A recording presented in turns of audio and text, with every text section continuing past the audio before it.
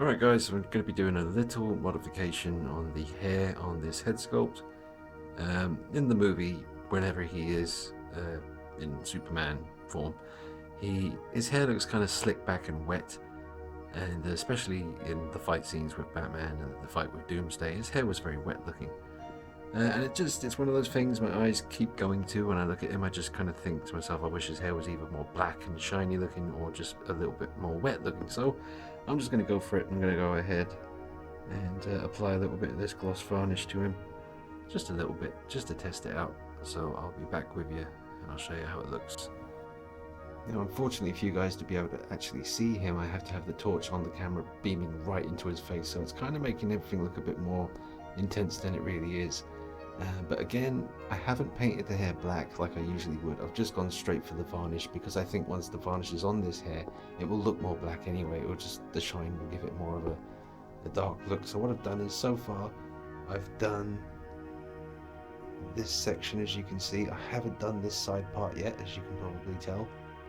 So that's the dry look, and then I've got the more wet look here. I think it's going to make him look a bit more alive, or bring more life to him. So, do remember the reason it looks so shiny now is because there's a big torch shining right in his face, as you can probably tell. So yeah, let's continue with this little hair mod. Oh, there it is, all done. It definitely looks more alive now. It brings him to life a little bit more. It's just that little extra detail, you know, the wet look for the hair, because when he is Superman, he does have it very slick back, and it does look very wet, as I say, in the movie.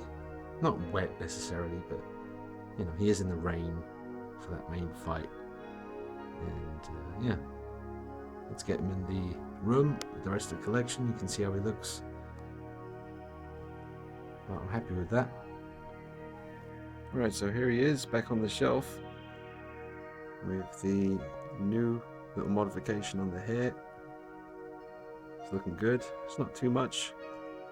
It's just a wet look to go with his slip back style, and it's looking pretty sweet.